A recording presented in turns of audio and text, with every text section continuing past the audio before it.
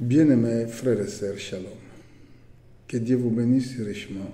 Je suis homme de Dieu, Mvoula Philippe. Je viens vers vous encore une fois pour vous parler du retour de notre Seigneur Jésus-Christ. Donc, nous devons connaître les Saintes Écritures pour parler bien des retours de notre Seigneur. Aujourd'hui, par la grâce de Dieu, nous voulons toucher quelques écritures qui témoignent que notre Seigneur Jésus-Christ vient bientôt. Je suis dans le livre de Luc, au chapitre 19, verset 41. Écoutez ce que dit la Bible. Comme il approcha de la ville, Jésus y voyant pleurant sur elle, dit, « Si toi aussi au moins, à ce jour qui était donné, tu connaissais les choses qui appartiennent à ta paix. Mais maintenant, ils sont cachés à tes yeux. Il viendra sur toi des jours où tes ennemis t'environneront, te trancheront et te fermeront, ils te saisiront de toutes parts. Ils te réduiront, toi et tes enfants, au milieu de toi. Il ne laissera pas en toi pierre sur pierre, parce que tu n'as pas connu le temps où tu as été visité. » Que Dieu bénisse sa parole. Ça, c'était le message que Jésus avait dressé aux Juifs pendant qu'il rentra dans la ville de Jérusalem. Parce qu'un prophète, il voit les choses de loin. Et c'est pour cela que nous disons que le prophète, il en a les yeux de l'aigle. Parce que l'aigle, c'est le seul oiseau qui peut voir de loin. Il voyait le temps. Il voyait la situation. Mais le peuple ne connaissait rien. Ici, c'est une parole d'avertissement que Jésus avait dit pour les Juifs. Parce qu'ils n'avaient pas la connaissance des temps que Dieu les a visités. Peut-être ce sera pour toi le même cas aujourd'hui. Quand tu refuses d'écouter la parole de Dieu, quand tu refuses d'entendre les hommes de Dieu. Parce que, vous savez, dans ces derniers temps, Satan aussi, il a envoyé dans les moissons les faux prédicateurs, les faux prophètes qui sont les ambitieux de l'argent. Et à ce moment-là, c'était un esprit de distraction pour nous fermer les yeux afin que nous ne voyions pas ce qui va venir. Mais moi, je vous dis, frère, le temps est mauvais. Les jours sont mauvais. Jésus avait dit aux Juifs, parce que vous n'avez pas connu le temps que vous étiez visités. Dieu vous visite aujourd'hui à travers des hommes de Dieu, à travers la parole de Dieu. Comme les Juifs aussi, parce que Jésus avait vu de loin, comme les Écritures témoignaient, que Jérusalem sera détruit.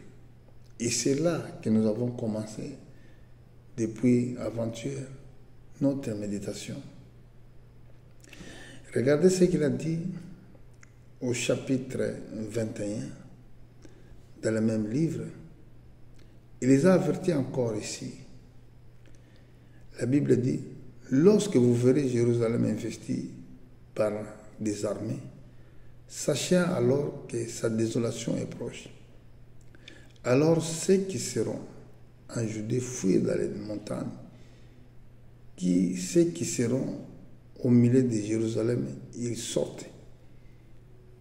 Et que ceux qui seront dans les champs n'entrent pas dans la ville, car ce seront des jours de vengeance pour accomplissement de tout ce qui est écrit. Malheur aux femmes qui seront enceintes et à ceux-là qui alerteront. Et ces jours-là, car il y aura une grande détresse dans le pays, de la colère contre ces peuples.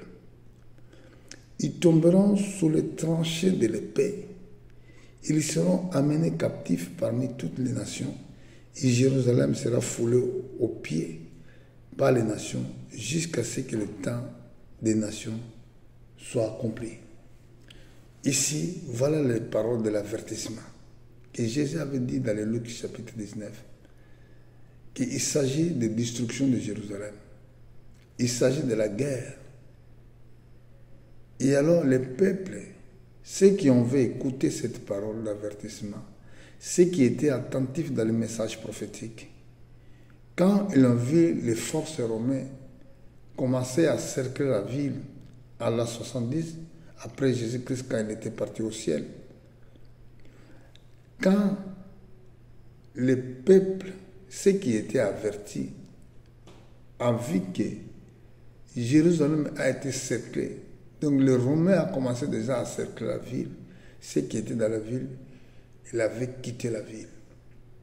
Mais les ignorants, ceux qui doutent, ceux qui pensent que les serviteurs de Dieu jouent, alors ils sont restés. Comme aujourd'hui. Nous voyons les signes, mais vous ne comprenez pas. Poutine, elle est là aujourd'hui. Ce n'est pas hasard. Tout ce qu'il fait, ce n'est pas hasard, frère. C'était déjà écrit.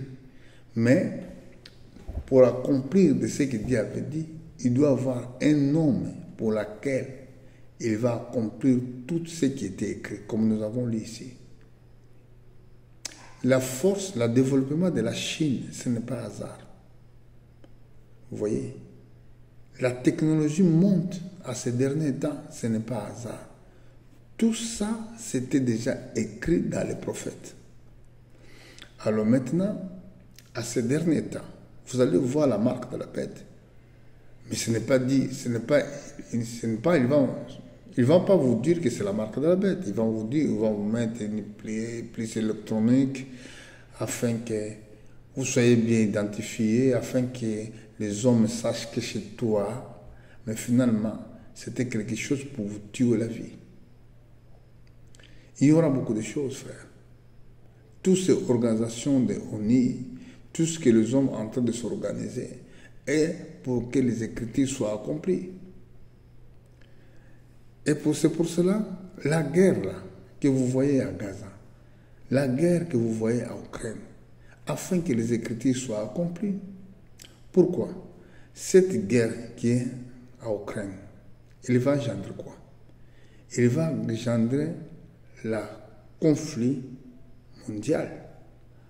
Parce que ça va faire que tous les pays asiatiques et les pays des Arabes, les pays arabes, les autres pays aussi, pour se unir avec la Russie.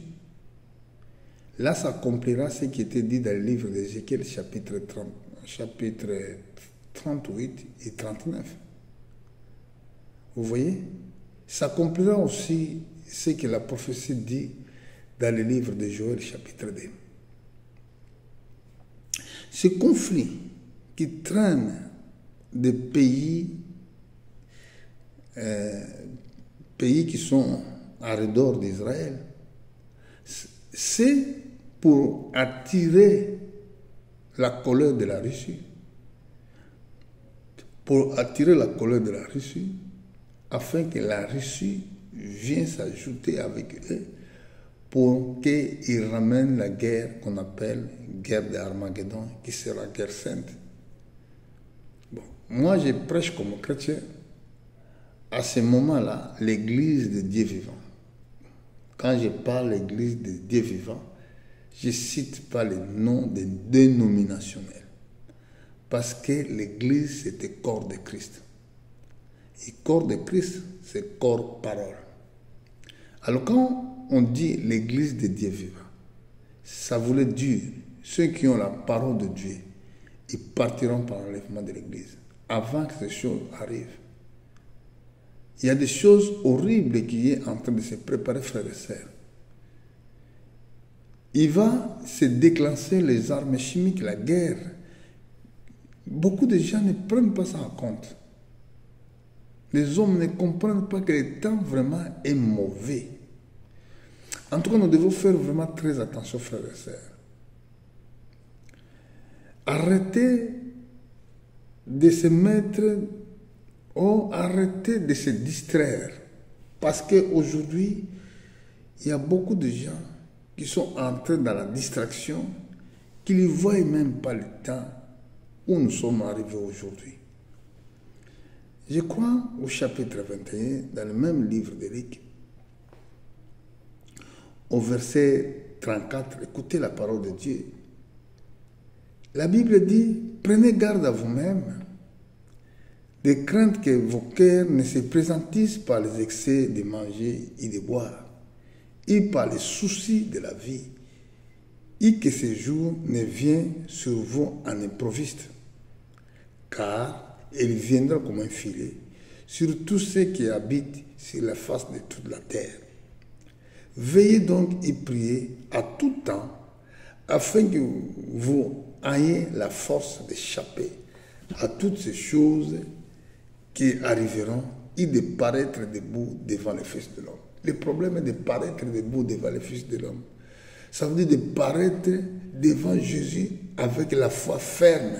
C'est ça, paraître debout.